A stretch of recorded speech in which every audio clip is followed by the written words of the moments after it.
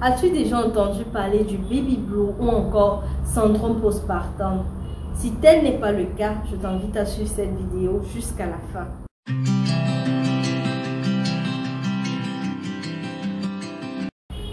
Salut à toi, moi c'est Lucrèce. J'espère que tu te portes bien, moi ça va super. Bienvenue sur Bio Confidence. Ici nous parlons sans tabou des faits, des situations, des expériences vécues par de tierces personnes et nous leur proposons des idées de solutions lorsqu'il s'agit de problèmes ou tout simplement nous bénéficions de leur expérience. Alors si tu es de passage ici et que tu n'es pas encore abonné, je t'invite à t'abonner, à liker, à partager. Surtout, active ta cloche de notification pour être au parfum de nouvelles publications. Aujourd'hui, pour notre première confidence de cette série de confidences que nous ferons, nous allons parler d'Adélaïde.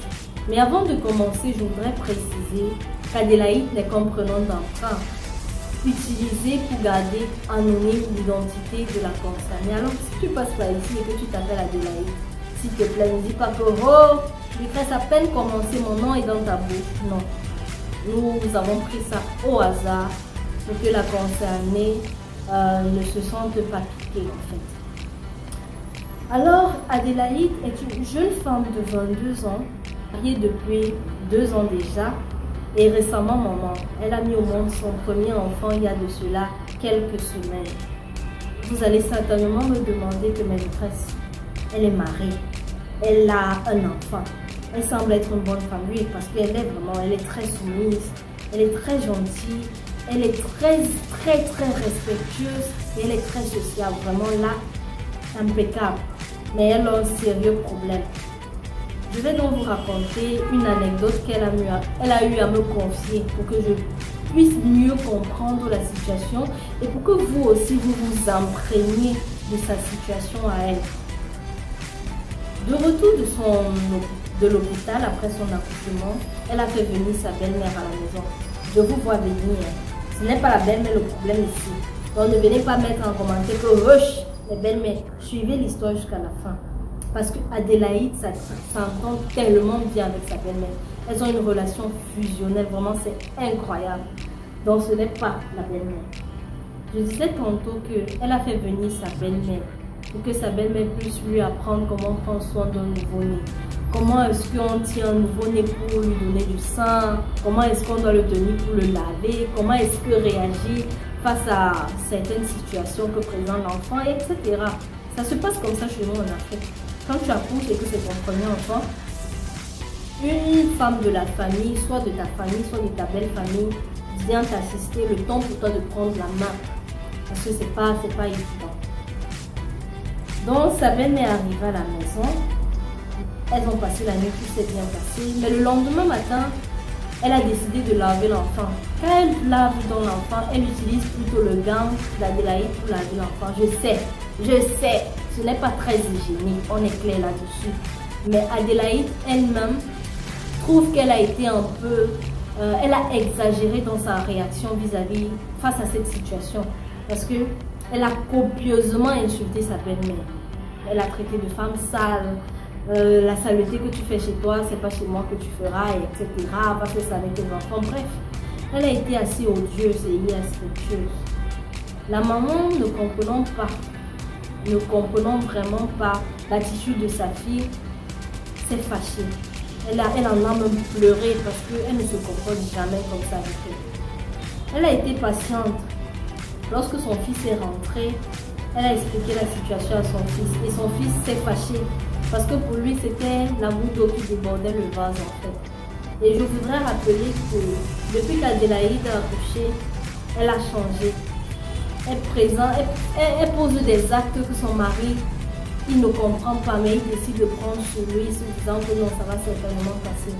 Mais là, c'était la goutte d'eau qui a débordé le vase. Donc, il s'est fâché, il a découché et la maman, elle est rentrée.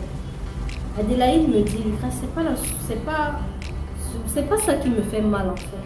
Cette situation-là, je sais que je peux la régler. J'appelle ma maman, je m'excuse, je lui explique, elle va comprendre. Mon mari, pareil. Mais ce qui me fait mal, Lucrèce, ce sont les pensées que j'ai en l'endroit de mon fils.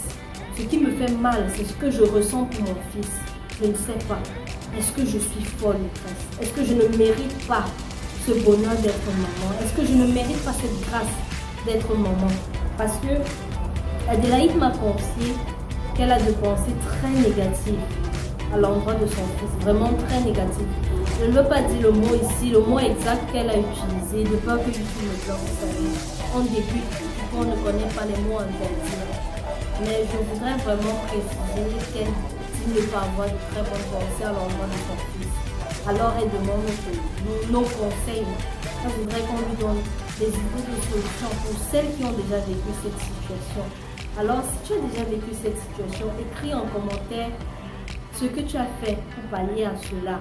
Si tu ne l'as pas encore vécu et que tu la vis actuellement, fais signe pour que tu bénéficies également du soutien de notre communauté. Moi personnellement, Adélaïde, face à tout ce que tu as présenté, moi j'ai eu à faire des recherches. J'ai découvert selon moi que tu souffres de ce qu'on appelle le baby blue ou encore syndrome postpartum. Le baby blue c'est quoi? Le baby blue ou encore syndrome du troisième jour apparaît généralement chez les femmes quelques jours après l'accouchement. Généralement caractérisé par l'irritabilité, la nervosité, le stress à un niveau où tu ne peux pas imaginer, les sauts d'humeur, les frustrations. Et c'est généralement causé par le stress que tu as vécu pendant la grossesse ou bien lors de l'accouchement. Après, ça n'apparaît pas sur tout le monde, c'est pas tout le monde qui dit ça. Et certaines femmes vont venir aussi me dire que non, ma grossesse, j'ai bien vécu ma grossesse, je n'ai eu aucun problème. Est-ce que je peux avoir le baby blue? Oui, tu peux avoir le baby blue. Tu peux avoir ça. Parce que pendant la grossesse, le corps subit des transformations. Et c'est parfois stressant, c'est parfois troublant. Même si toi, au niveau du mental, ça ne se manifeste pas, ton corps ressent ça. Pendant l'accouchement, surtout ici en Afrique, que quand tu veux accoucher, on dit que ton mari reste dehors. Alors que peut-être s'il restait dedans, ça allait réduire le stress que tu subis lors de l'accouchement. Mais ce n'est pas le cas. Donc, ce stress peut être dû au changement hormonal pendant la grossesse, au changement physique, au traumatisme pendant l'accouchement. Donc, ça peut arriver à tout le monde. Donc, ma chérie, ne te sens pas, je dirais comment, ne pense pas que c'est une situation que tu vis seule. Ne pense pas que tu es différente, que tu es mauvaise, que tu n'es pas une bonne maman, tu ne l'es pas. Cette situation, elle arrive à beaucoup de femmes. Et ce qui est bien dans ça, c'est que c'est passager. Donc ne t'inquiète pas, ça va passer. Des idées de solutions, des idées de solutions. Maintenant, qu'est-ce que je peux te proposer de palpable, de pratique pour mieux vivre cela? Je voudrais te proposer d'appeler ta maman, ta belle-mère. Tu t'excuses de ton comportement, tu lui expliques, maman, j'ai eu à faire des recherches dessus, j'ai appris que c'est dû à ça, c'est dû à ça, mais s'il te plaît, j'ai besoin de connaître pour traverser ça facilement. Là, elle vient, elle s'occupe de l'enfant. Pendant ce temps, tu essaies de te retrouver avec toi-même. Tu réapprends à connaître ton corps, à accepter ton corps parce que la grossesse, ça fait des changements énormes physiquement et psychologiquement. Oui, tu es responsable d'un être humain maintenant. Donc vraiment, prends le temps pour toi. Limite les visites. Dis à la famille, aux amis, s'il vous plaît, j'ai besoin de quelques temps pour m'habituer à cette nouvelle vie. Et tu verras, ça va passer. Alors c'est tout pour aujourd'hui. J'ai été heureuse d'être avec vous. Si tu passes par là et que tu as suivi l'histoire jusqu'à la fin, n'hésite pas de me donner en commentaire ton idée de solution afin de permettre à Adélaïde de mieux vivre cette situation. Et pour toi qui n'es pas encore abonné, tu attends quoi? What are you waiting for? Abonne-toi, sois des nôtres.